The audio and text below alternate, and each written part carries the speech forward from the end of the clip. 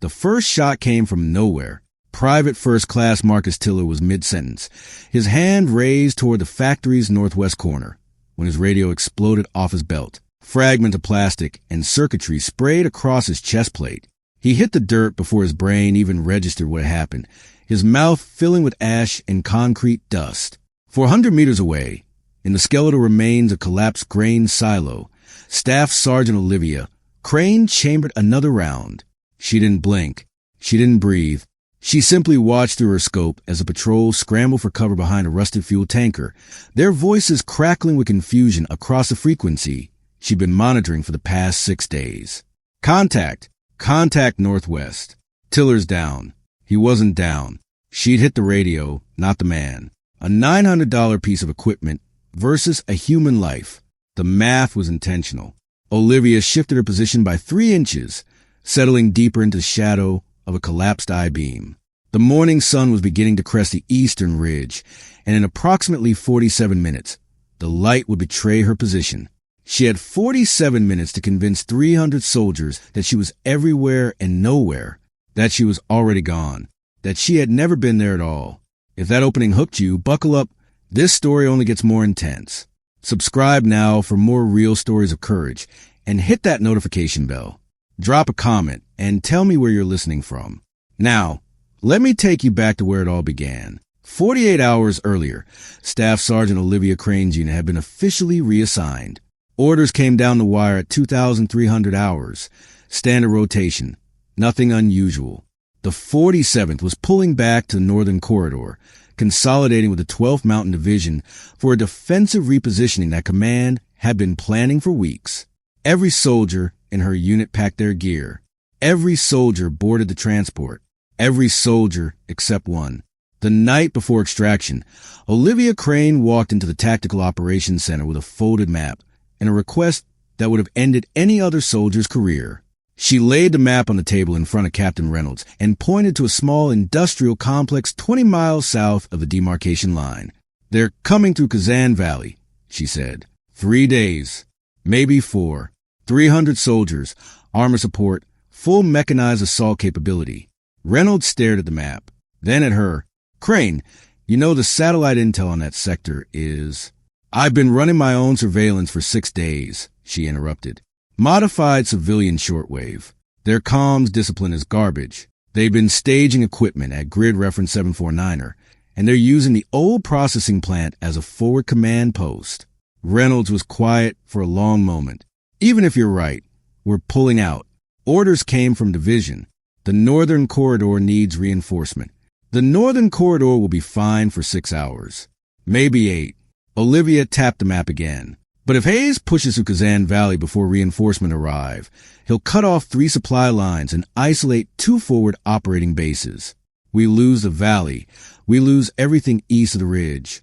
"Hayes!" Lieutenant Colonel Warren Hayes, 18-year veteran, decorated 3 times, runs his assault doctrine by the book, aggressive, overwhelming force, minimal deviation. He's predictable. She paused. "And I can stop him." Reynolds almost laughed. "Almost? You want to stay behind? Alone? No backup, no extraction, no support against 300 soldiers and a dozen armored vehicles. I don't need to defeat them. I just need to delay them. For how long? 6 hours. That's all the northern corridor needs. 6 hours, and reinforcements will be in position to hold the line." Reynolds studied her face. He'd served with Olivia Crane for 2 years. He'd seen her make shots that other snipers called impossible. He'd watched her disappear into terrain that should have offered no concealment whatsoever. He'd read the after-action reports that never quite captured what she did or how she did it. But this was different. This was suicide. "I can't authorize this," he said finally. "You know I can't. I know. If you stay, you're operating without orders. No official sanction. No support from command. If you're captured, I won't be captured. If you're killed, I won't be killed either." Reynolds shook his head slowly. "Crane, even if you pull this off, even if you delay them for 6 hours, you'll be facing a court-martial when you get back. Unauthorized combat action. Insubordination. Reckless endangerment. They'll bury you." Olivia Crane folded the map and tucked it into her vest. Then I'd better not get caught. She was gone before he could respond. 20 minutes later, the last transport lifted off from the forward operating base. By the time it cleared the eastern ridge, Olivia was already 3 kilometers south, moving through the darkness toward the Kazan Valley. She carried her rifle, 400 rounds of ammunition, a modified civilian shortwave radio, a chemical heat pack designed to mimic human thermal signatures, a length of climbing rope, a breaching charge, and military-grade flexi cuffs. No food, no water, no extraction plan, just a mission she'd given herself, and a valley she intended to hold. The Kazan Valley had been beautiful once. Olivia remembered the satellite imagery from before the war. Green fields stretching between low hills, a river winding through the center, small farming communities dotting the landscape like seeds scattered by a careless hand.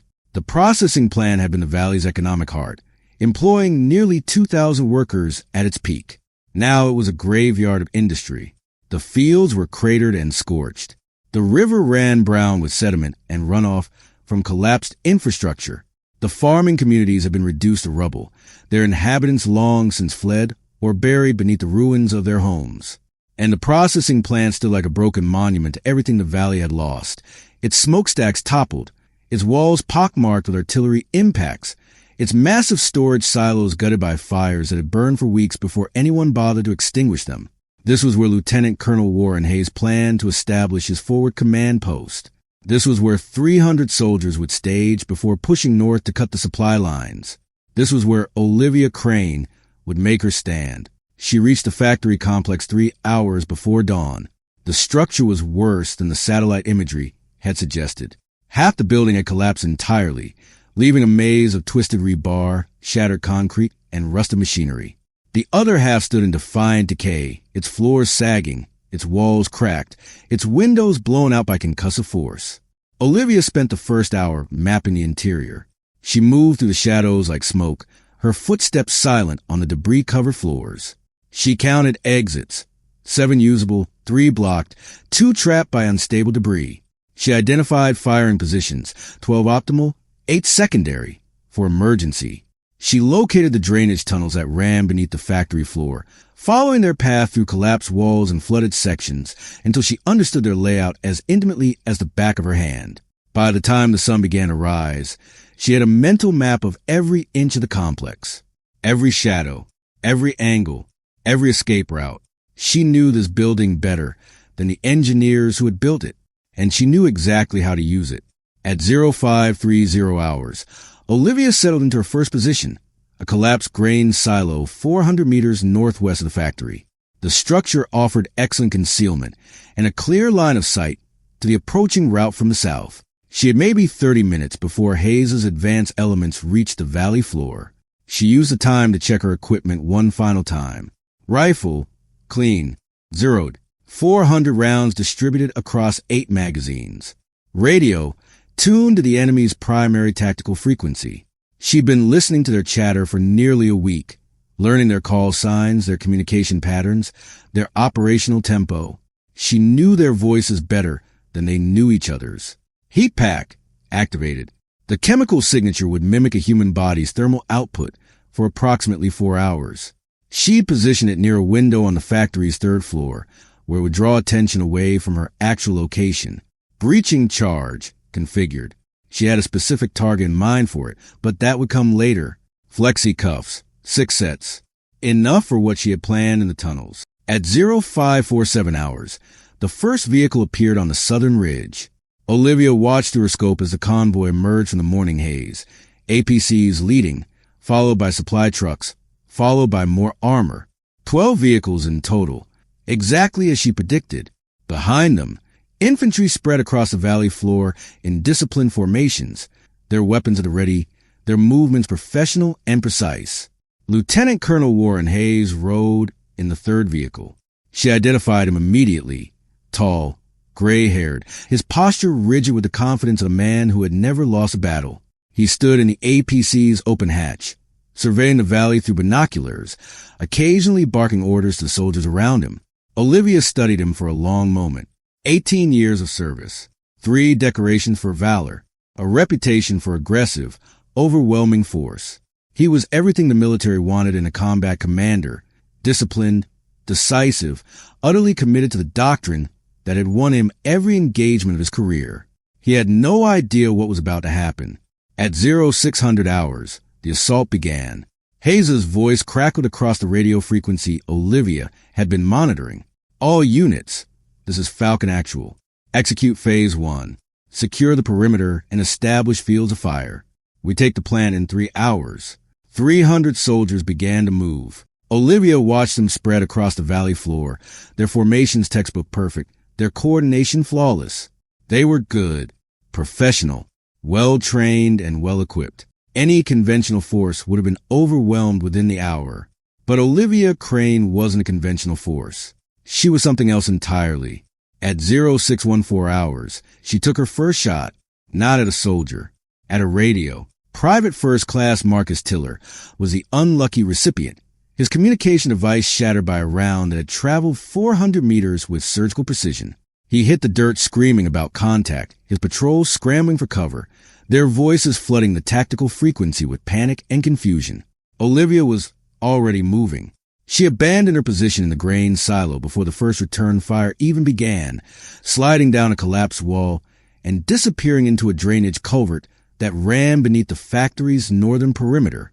By the time Hayes' soldiers reached the silo, she was 200 meters away, settling into her second firing position behind a rusted water tank. The hunt had begun. Falcon 7 report. Lieutenant Colonel Hayes' voice cut through the radio chatter like a knife. He was angry. Olivia could hear in the clipped precision of his words, the barely controlled frustration beneath the professional calm. Falcon 7, this is patrol lead. We have contact, northwest sector. Tiller's radio is destroyed.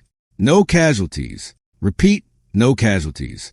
We're moving to secure the source location now. Hayes processed the information. No casualties. A destroyed radio.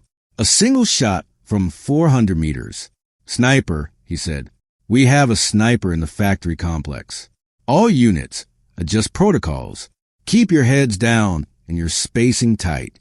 I want thermal imaging on that building in 5 minutes. Olivia smiled. She'd expected this.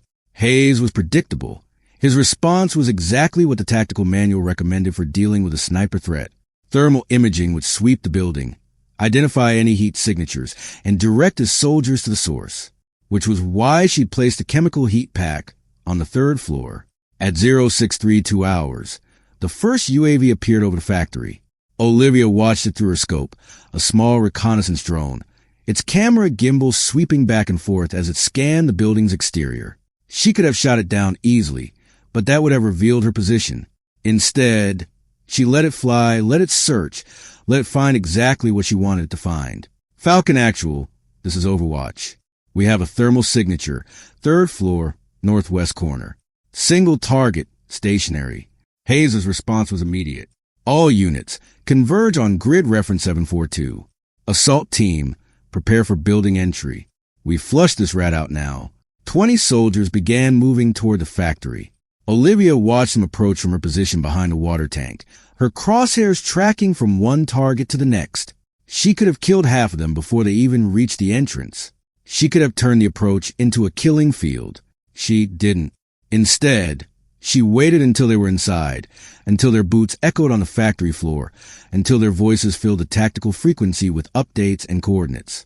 Then she shifted her aim and fired a single round to the window where she placed a heat pack. The chemical pouch exploded in a burst of thermal energy, scattering its contents across the floor. Falcon Actual, this is Assault Lead. We've reached the target location. It's not a person. Some kind of heat source. A decoy. Hayes' silence stretched for 3 full seconds.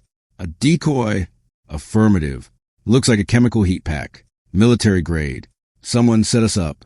Olivia was already gone, moving to the drainage tunnels beneath the factory, her passage silent and invisible. By the time Hayes' soldiers swept the building's interior, she was 200 meters east, settling into her 3rd firing position in the ruins of a collapsed residential block. The game was evolving. At 0648 hours, Olivia took her 2nd shot. This time, she targeted a soldier's helmet, Corporal David Richter, who had made the mistake of silhouetting himself against a broken window while scanning the valley floor. The round struck his helmet at an angle, ricocheting off the composite material and sending him tumbling backward into the arms of his squad mates. He was alive, stunned, probably concussed, but alive, and terrified. Contact! Contact! East sector. Richter's down. He's not down, another voice corrected. The shot hit his helmet. Glancing blow. He's okay. But he wasn't okay. None of them were okay, because they were beginning to understand something that Hayes hadn't yet grasped. Whoever was out there wasn't trying to kill them. The shots were too precise, the targeting too deliberate. A sniper with this level of skill could have put rounds through their skulls instead of their equipment. The shooter was playing with them. At 0702 hours, Hayes ordered a tactical pause. All units, hold position. I want a full assessment. How many shooters are we dealing with? Unknown, sir. Shots have come from at least 3 different locations. Could be multiple snipers. Could be one who's relocating. One sniper against 300 soldiers. The shot groupings are consistent. Same caliber, same precision. If it's more than one shooter, they're using identical equipment and have identical training. Hayes considered this. Then it's one sniper, and they're trying to slow us down. Everyone stays focused. This is a delaying action. Someone's buying time. We push through, we overwhelm them, and we take that plant before noon. Olivia listened to every word. He was right, of course. She was buying time. But Hayes didn't understand how much time she intended to buy, or how much it would cost him to push through. At 0715 hours, Patrol Team 7 began their ascent toward the factory's eastern entrance. Sergeant First Class Emil Valdez led the 12-man unit, his movements cautious and professional. He'd been in combat for 9 years, and he knew how to handle a sniper threat. Keep moving, stay low, use terrain for cover. The factory's eastern approach offered plenty of concealment, and his team was well trained. They never saw her. Olivia had positioned herself in a collapsed stairwell, her rifle tracking Valdez's team as they moved through the debris field. She could have engaged them at any point, could have picked off 2 or 3 before they even knew where the shots were coming from. But that wasn't the plan. Instead, she waited until they reached a narrow gap in the factory's foundation, a crack in the concrete that led to the drainage tunnels below. Then she fired a single round into ground 3 feet in front of Valdez's boots. The sergeant froze. Contact! We got a shooter directly ahead. His team scattered, diving for cover behind piles of rubble and rusted machinery. Olivia used her confusion to slip deeper into the factory, moving through passages so narrow that most soldiers wouldn't have fit.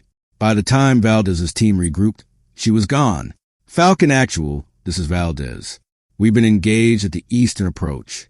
No casualties. Shooter appears to have relocated. Direction of movement?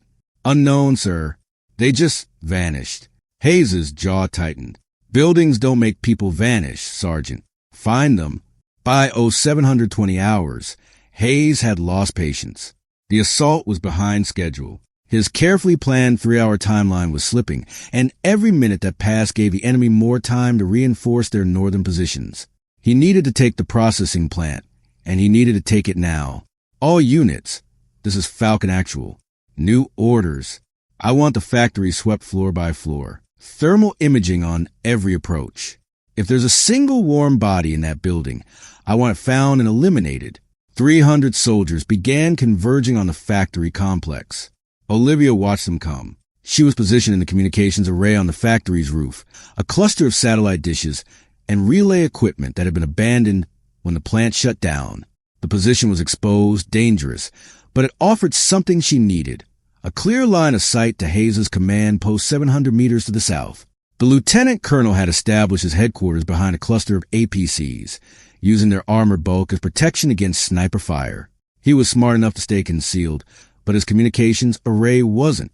Every order he gave, every tactical adjustment, every piece of intelligence his units reported, it all flowed through a single relay antenna mounted on the lead vehicle. At 0735 hours, Olivia destroyed it. The shot was perfect. A single round that struck the antenna's base and sent the entire unit tumbling onto the vehicle's deck. Hayes' tactical frequency dissolved into static. Falcon Actual, this is static. Repeat, we've lost. Static. Anyone copy? Anyone? Static. For the next 12 minutes, Hayes' assault force operated blind. 12 soldiers moved to secure the rooftop. Olivia was already gone, sliding down a rope sheet anchored to the building's eastern face, her descent invisible in the shadow of the factory's crumbling walls. By the time they reached her firing position, she was 300 meters east, entering the drainage tunnels through a concealed entrance she'd identified during her initial reconnaissance. The tunnels were dark, flooded in places. The water rose to her knees in some sections, the current pulling at her legs with surprising force. But she moved through them with the confidence of someone who had memorized every turn, every junction, every exit. At 0742 hours, Hayes' communications were restored. All units, this is Falcon Actual. Comms are back online. Report. Falcon 7, north perimeter secure. No contact. Falcon 3, east approach clear. We found evidence of shooter presence, but no visual. Falcon 9, tunnels. We're sending a team into the drainage system. If the shooter went underground, we'll find them. Olivia heard the transmission clearly through her modified radio. She smiled. 6 soldiers were about to enter the tunnels. She was waiting for them. The drainage system beneath the factory was a maze of interconnected passages, some original to the building's construction, others carved out by years of water erosion and structural collapse. Most of the tunnels were too narrow for a fully equipped soldier to move through quickly. The walls pressed in. The ceilings forced him to crouch. The water made every step treacherous. Olivia knew these passages intimately. She had spent hours mapping them, identifying the spots where the acoustics would carry sound, the junctions where a pursuer could be led astray, the dead ends where someone could be trapped.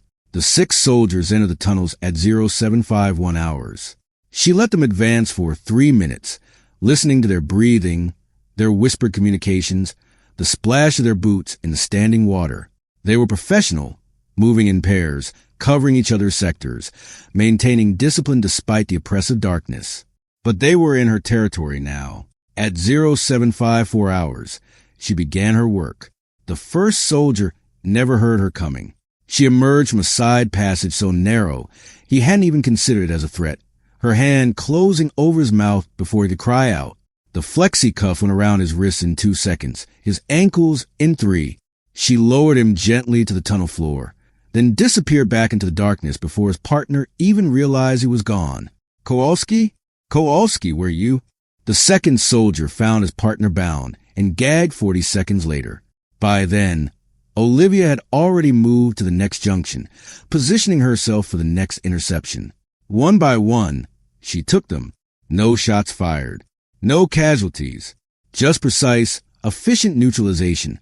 Each soldier subdued and secured before they could raise an alarm, each disappearance adding to growing terror among their remaining teammates. By 0812 hours, all 6 soldiers were bound and gagged in a flooded intersection deep within the tunnel system. Olivia had positioned them so they could see each other, so they would know they weren't alone, so they would understand that whoever had done this could have killed them at any point. She left a note beside them, written on a scrap of paper she'd been carrying since the mission began. 3 words. You were spared. Then she vanished into the tunnels, moving toward her next position. Above ground, Hayes received a report. Falcon Actual, this is Tunnel Team. We've lost contact with all 6 members. Last transmission was 8 minutes ago. Hayes' face went pale. Lost contact? What do you mean, lost contact? They're not responding to radio calls. GPS shows them stationary at grid reference 743, approximately 200 meters into the tunnel system. Then send another team in and find them. Sir, with respect, we don't know what's down there. If one sniper took out 6 soldiers without firing a shot, we don't know that's what happened. What else could it be, sir? Hayes had no answer. At 0830 hours, Hayes made a decision that would define the rest of the engagement. He ordered the deployment of thermal imaging drones into the tunnel system. 4 UAVs, each equipped with forward-looking infrared cameras, would sweep the drainage network and identify any heat signatures. If the sniper was hiding underground, they would find her. Olivia heard the order through her radio and adjusted her plan. She had anticipated this. The tunnels offered excellent concealment, but thermal imaging would eventually compromise any position she held for too long. She needed to draw attention elsewhere to create a diversion that would pull Hayes' forces away from her actual location. The eastern ridge offered the perfect opportunity. For the past 6 days, she had been studying the terrain surrounding the Kazan Valley. The ridge that ran along the valley's eastern edge was steep, rocky, and almost completely devoid of cover. It was the last place a sniper would logically position themselves, which made it exactly where Hayes wouldn't expect her to be. She exited the tunnels 300 meters east of the factory, emerging into gray morning light through a drainage outlet concealed by collapsed concrete. The thermal drones were already sweeping the underground passages, their cameras probing every shadow, every corner, every junction. They wouldn't find the 6 soldiers for another 40 minutes. By then, Olivia would be long gone. She moved quickly across the open ground, using the debris fields for concealment, her movements timed to coincide with the gaps in the UAV coverage she'd been tracking for days. The ridge was 700 meters away, a significant distance to cover in hostile territory, but she had studied the patrol patterns, memorized the sight lines, planned every step of her approach. At 0847 hours, she reached the base of the ridge. The climb took 12 minutes. She moved slowly, carefully, using handholds and footholds that would have been invisible to anyone who hadn't spent hours studying the terrain. By the time she reached her position, a narrow shelf of rock overlooking Hayes' command post, she was invisible to every sensor, every camera, every pair of eyes in the valley below. 700 meters away, Hayes was receiving troubling news. Falcon Actual, we found them. The tunnel team.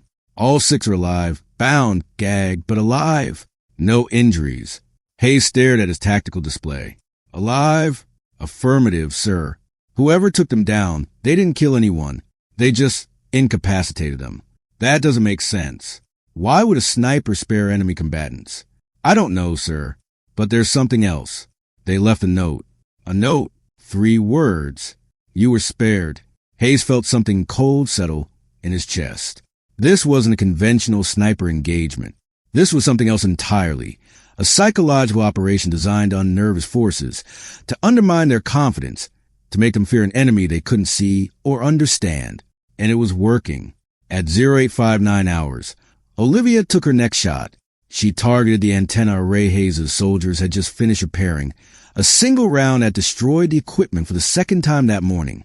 The lieutenant colonel's tactical frequency dissolved into static once again, and for the next 8 minutes, his assault force operated without centralized command. Find that sniper.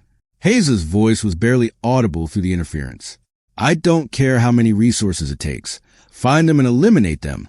Olivia was already moving, sliding down the ridge's eastern face toward a secondary position she'd identified during her reconnaissance.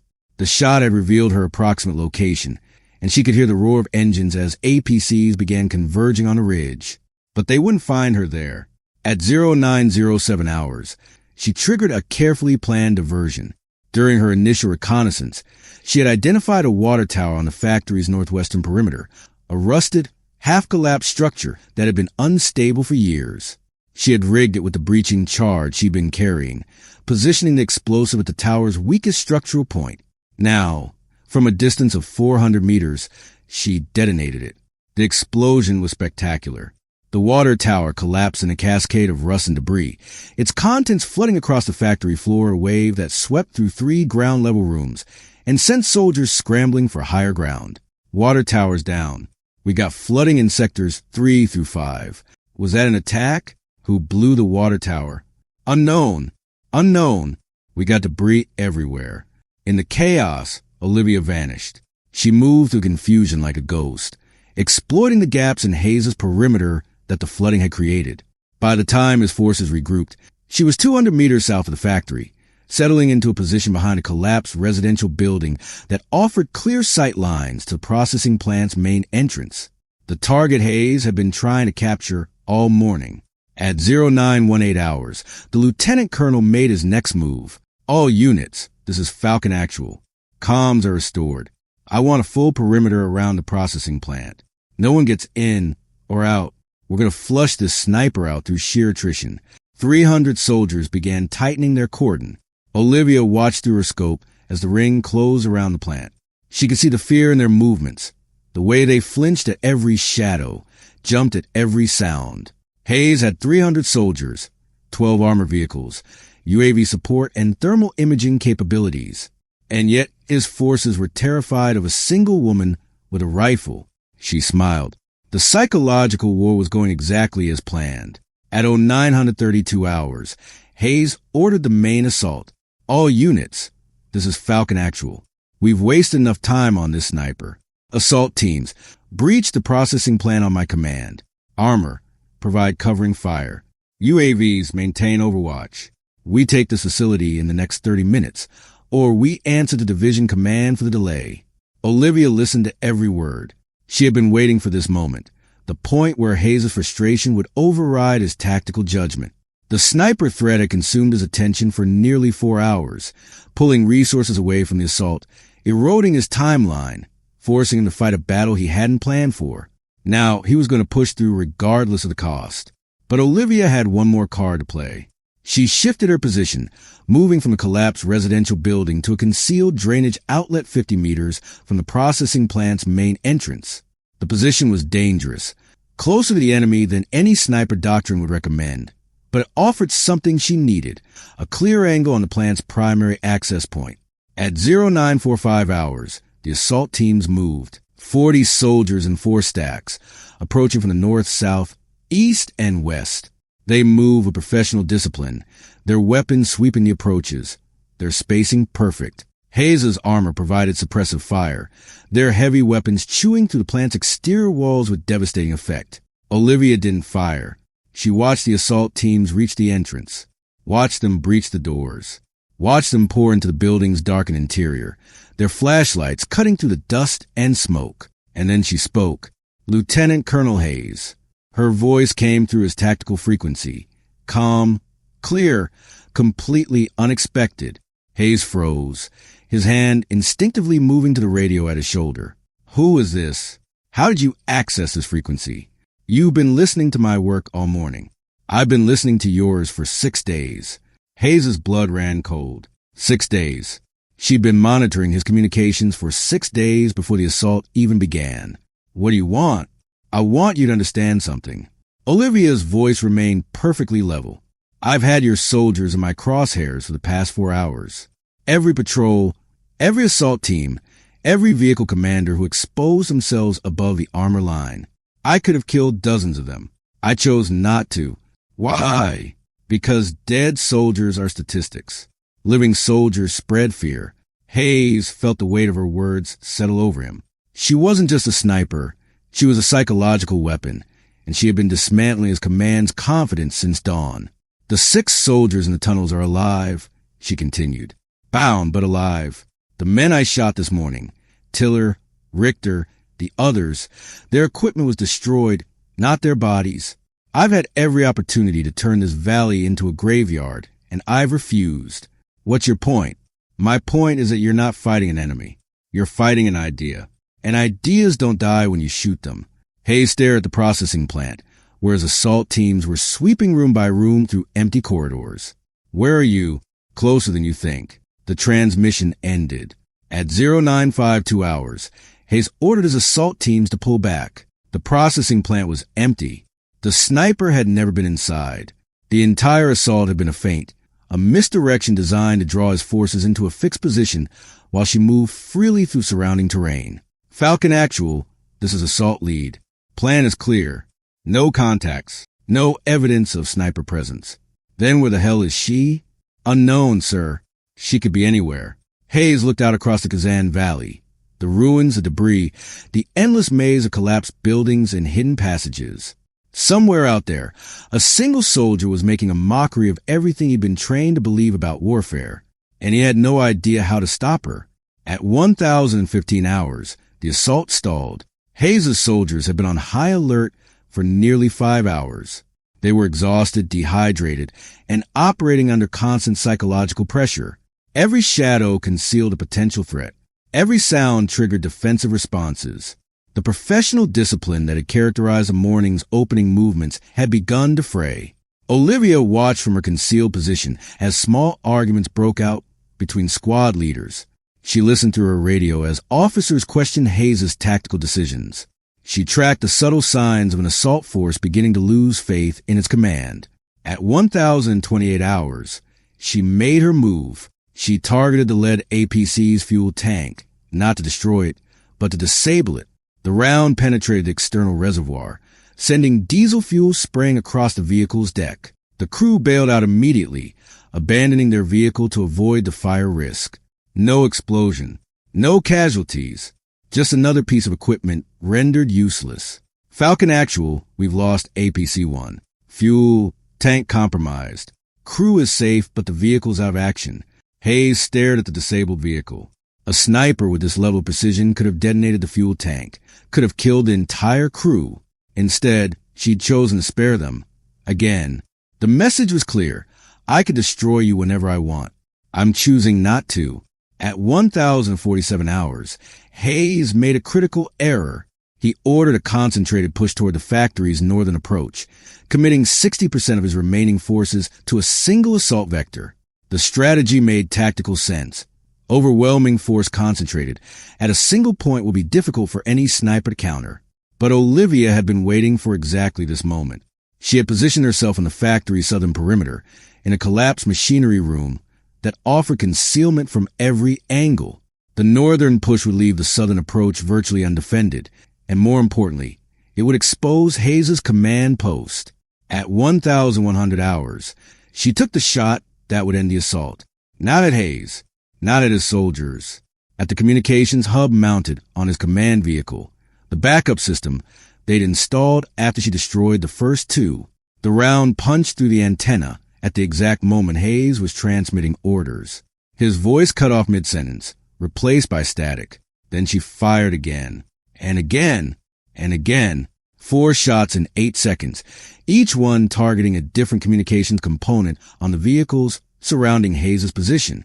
By the time she was finished, the lieutenant colonel's entire command network had been reduced to silence. Sir, we've lost all communications. Primary, secondary, backup, everything's down. Hayes stood in the center of the command post, surrounded by disabled equipment and terrified soldiers.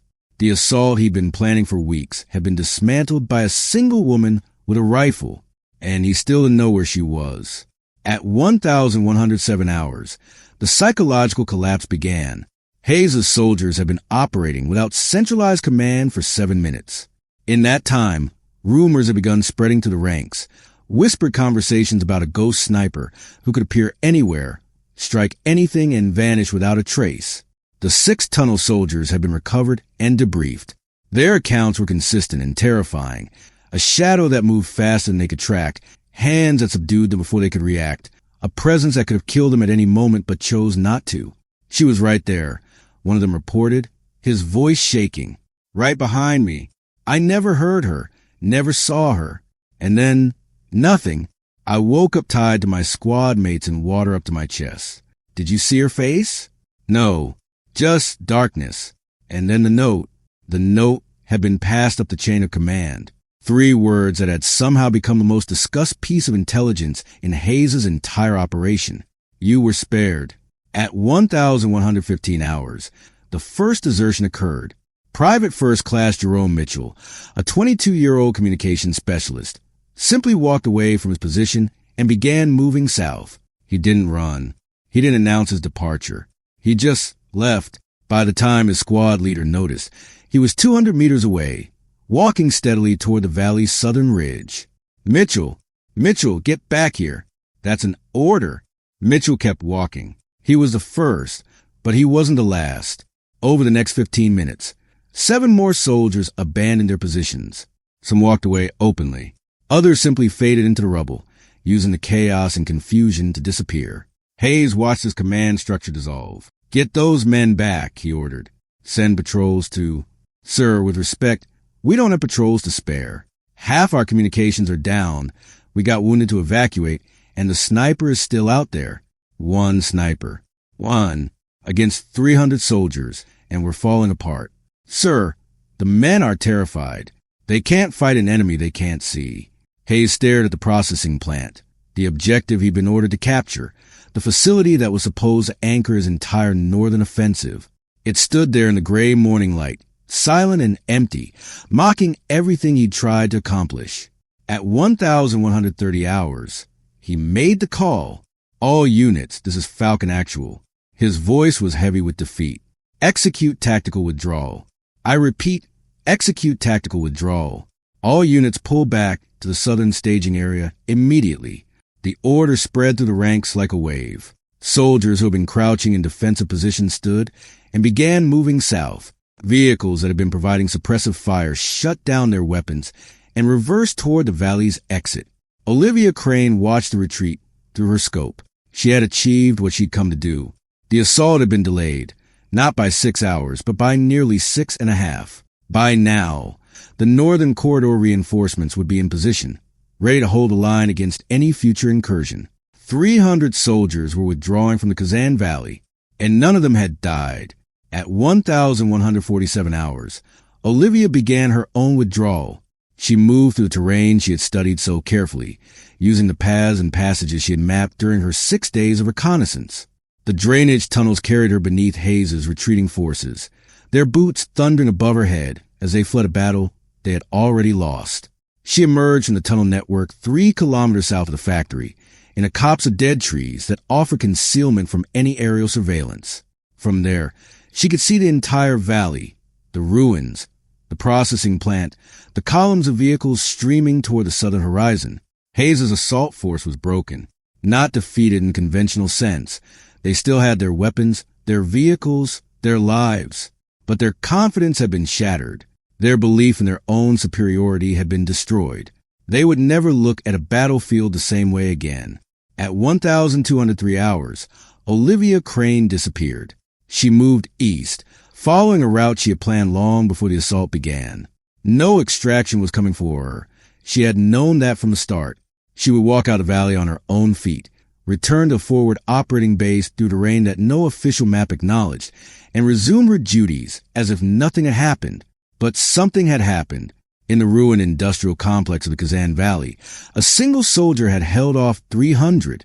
A lone sniper had delayed an assault that should have taken 3 hours for over 14. And she had done it without killing a single enemy combatant. The valley would remember. At 1,400 hours, the Kazan Valley fell silent. The last of Hayes' vehicles had disappeared over the southern ridge, their engines fading into the distance until only the wind remained.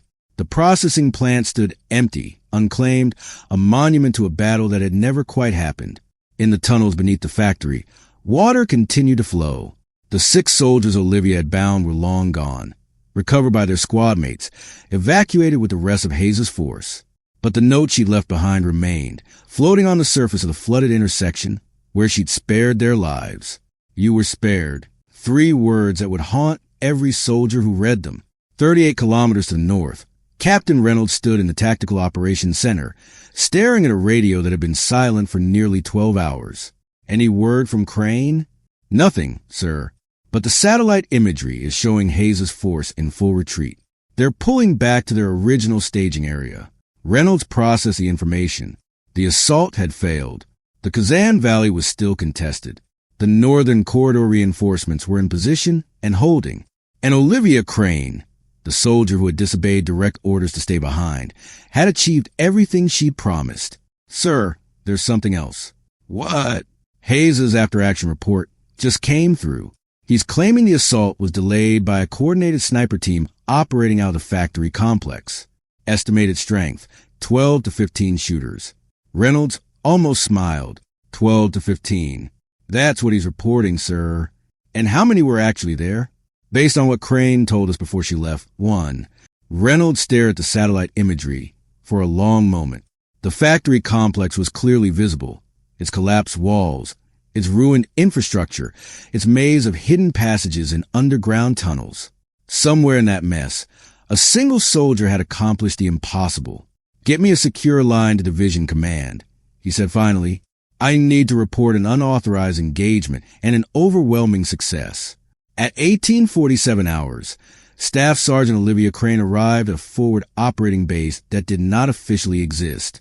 She emerged from the darkness like she always did, silent, unannounced, without any of the fanfare that typically accompanied returning soldiers. The guards at the perimeter didn't challenge her. They simply nodded and let her pass, recognizing her face from a classified file they weren't supposed to have access to. She had been walking for nearly 7 hours. Her uniform was caked with mud and dried sweat. Her rifle, now empty, hung across her back like a familiar weight. She was exhausted in ways that went beyond physical fatigue, but she had done what she'd set out to do. The base commander was waiting for her in the briefing room, a colonel whose name she had never been told and probably never would be. Staff Sergeant Crane. Sir, you were supposed to withdraw with your unit 48 hours ago. I was, sir. Instead, you engaged an enemy force of 300 soldiers in unauthorized combat operations. I did, sir. The colonel studied her for a long moment. His face was unreadable, the expression of a man who had seen too much to be surprised by anything. Hayes is reporting that he was ambushed by a coordinated sniper team, 12 to 15 shooters, operating with advanced equipment, and detailed intelligence about his assault plan. That's incorrect, sir. I know it is, but he doesn't, and neither does anyone else. The colonel leaned forward. As far as the official record is concerned, Staff Sergeant Olivia Crane was reassigned to the northern corridor with the rest of the 47th. She was never in the Kazan Valley. She never engaged Hayes' forces. She doesn't exist. Olivia felt something shift in her chest. Relief, perhaps, or acceptance. Understood, sir. Good. The colonel stood, gathering the classified files on his desk. Get some rest, Staff Sergeant. Your next assignment will be waiting when you wake up, and the Kazan Valley will remain contested. Neither side can claim it, which means Hayes' assault failed. The northern corridor is secure. Our supply lines are intact. He paused at the door. You achieved everything you promised, Crane, and you did it without taking a single life. That was the point, sir. The colonel smiled, a rare expression that transformed his face into something almost human. I know. That's why we keep you around. 8 months later, Lieutenant Colonel Warren Hayes stood in his study, staring at a framed piece of stone. The stone had been recovered from the Kazan Valley during a routine reconnaissance sweep, a fragment of concrete that someone had carved with a blade or a piece of shrapnel. 3 words, etched deep enough to survive the weather and the war. She vanished. Hayes had found it himself during his final visit to the valley before his retirement. He'd been walking through the ruins of the factory, trying to understand what had happened, trying to reconcile his memories with the official reports and the classified briefings. The stone had been waiting for him, propped against the entrance to the drainage tunnels where 6 of his soldiers had been taken, bound, and spared. He didn't know who had carved it. One of his own men, perhaps, try and make sense of their defeat. Or maybe the sniper herself, a final message, a reminder of what had happened in this place. Either way, he had kept it. Now it sat on his desk, surrounded by the medals and commendations of an 18-year career. The 3 words stared at him every morning when he began his work, and every night when he turned off the lights. She vanished. Beneath the frame, Hayes had added his own note, handwritten on military-grade paper, secured with tape that would outlast the building itself. If she vanished, you survived by luck. It was the closest he could come to acknowledging what had happened. The official record listed the Kazan Valley engagement as a tactical withdrawal due to unexpected resistance. His after-action report had been classified, buried in archives that would never be opened by anyone who mattered. But Hayes knew the truth. He had been outmaneuvered, outthought, and outfought by a single soldier operating without orders, without support, and without any expectation of survival. She had turned his 300 soldiers into terrified children.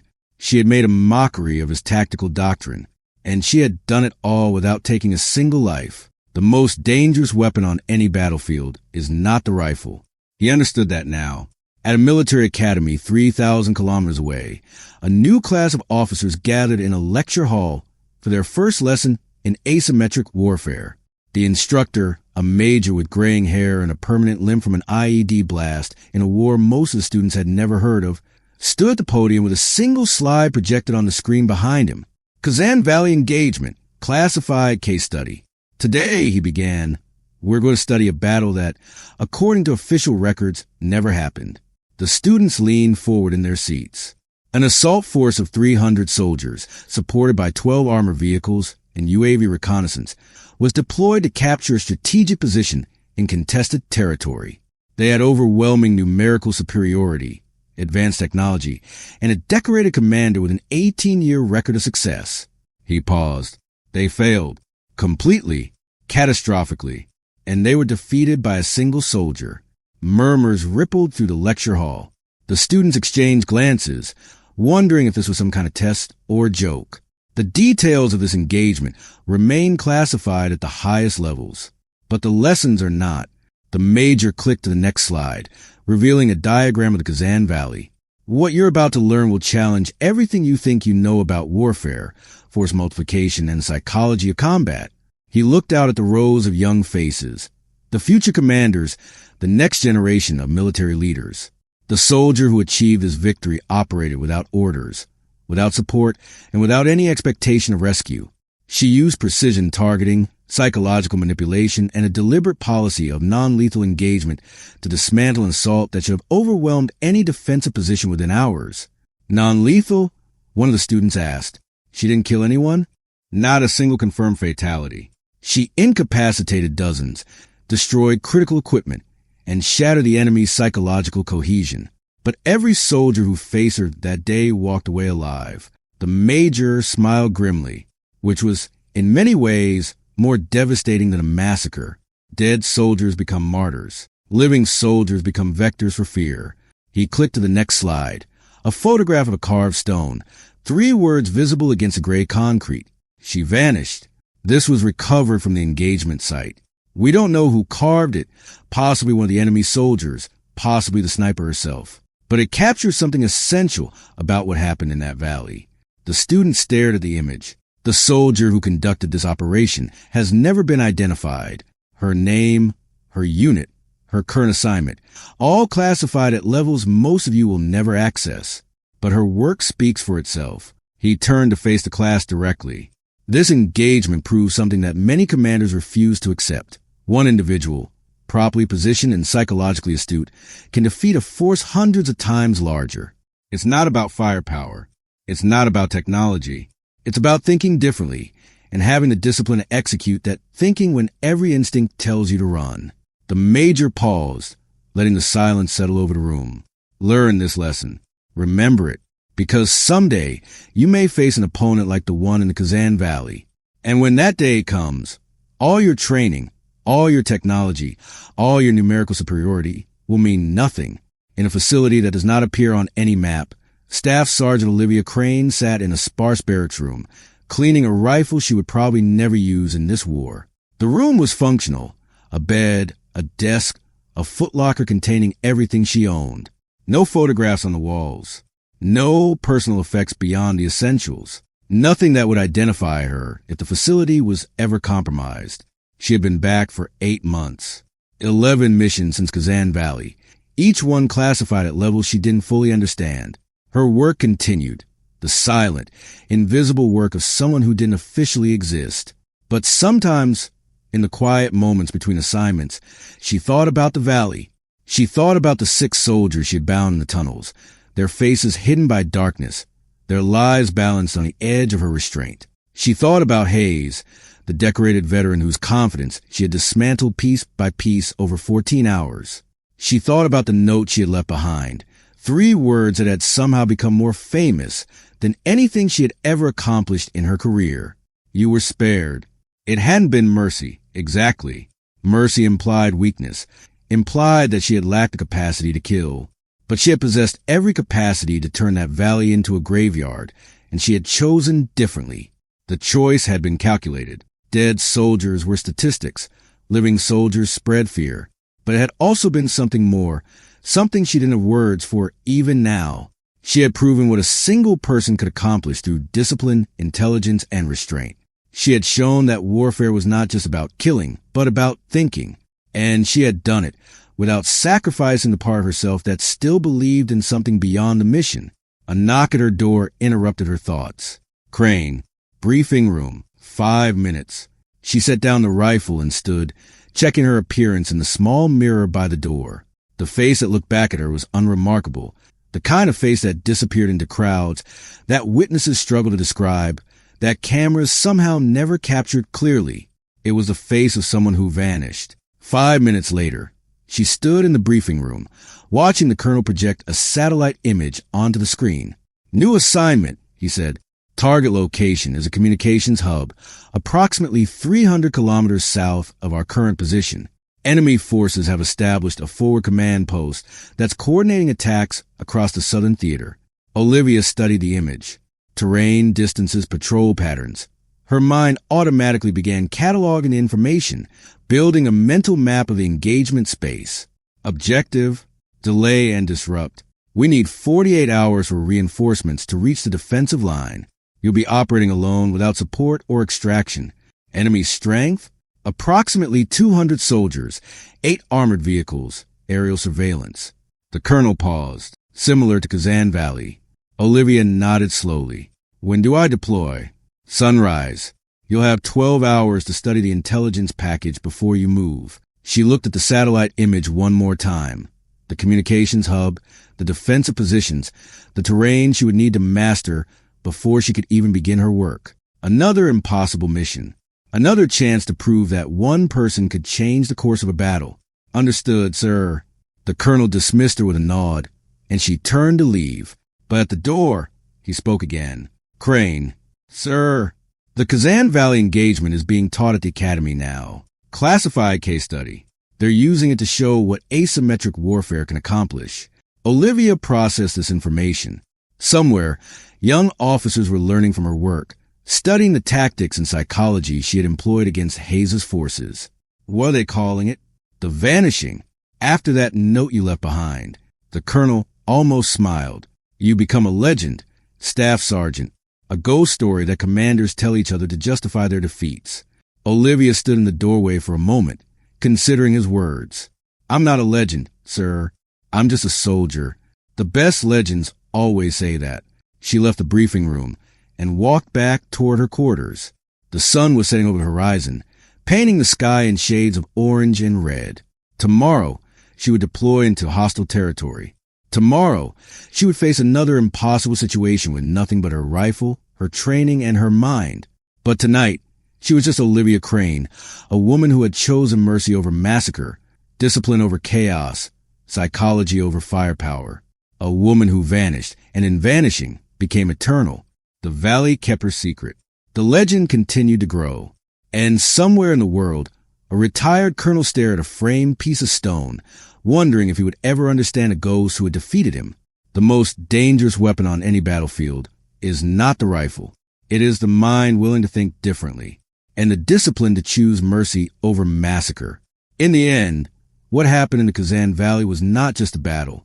It was a lesson written in fear and restraint, carved into the memories of 300 soldiers who would spend the rest of their lives wondering what they had faced. It was a case study that would be taught for generations, analyzed by officers who could never quite grasp how one person had accomplished so much with so little.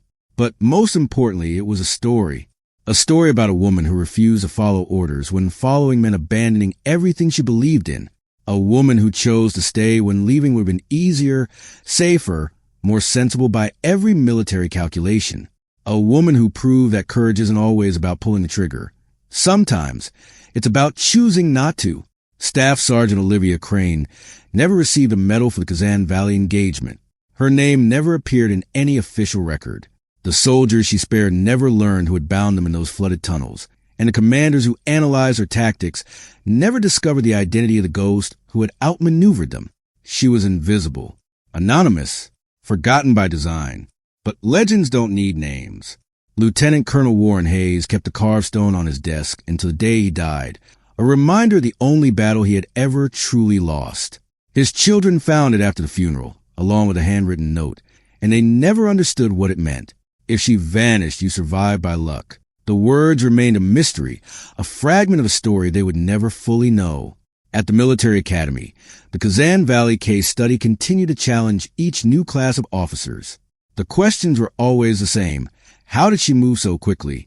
How did she stay hidden for so long? How did she know exactly where to strike and when to disappear?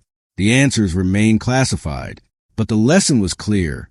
Warfare is not just about weapons. It's about psychology, discipline, and the willingness to think differently than your enemy expects. It's about understanding that fear is a more powerful tool than firepower, and that mercy can be more devastating than massacre. One person can change the course of a battle. One soldier, properly positioned and psychologically astute, can defeat a force hundreds of times larger. And the most dangerous warrior is not the one who kills without hesitation. It's the one who has the power to kill and chooses otherwise. In the ruins of the Kazan Valley, the processing plant stands silent. The factory has collapsed further with each passing year, its passages flooding, its tunnels filling with sediment. The drainage system where 6 soldiers were spared is now impassable, buried under tons of concrete and rust. But somewhere in those ruins, if you look carefully, you might still find traces of what happened there. A spent casing buried in the debris, a length of flexi cuff corroded beyond recognition, a scrap of paper with 3 words written in fading ink, "You were spared," and carved into the concrete by the factory's entrance, 3 more words that have become legend. She vanished, because that's what she did. That's what she always does. Olivia Crane remains active. Her assignments remain classified. Her identity remains known only to a handful of officers who will never speak her name aloud. But every time a commander faces an impossible situation, every time an outnumbered force holds against overwhelming odds, every time someone asks how a single person could make such a difference, the answer is always the same. She proved it was possible. She showed what discipline, intelligence, and restraint could accomplish when firepower failed. And she did it without sacrificing a single life. The valley keeps her secret. The legend continues to grow. And somewhere in the world, a lone sniper prepares for her next mission, silent, invisible, and utterly committed to the work that no one will ever know she accomplished. She vanishes, as she always does, as she always will.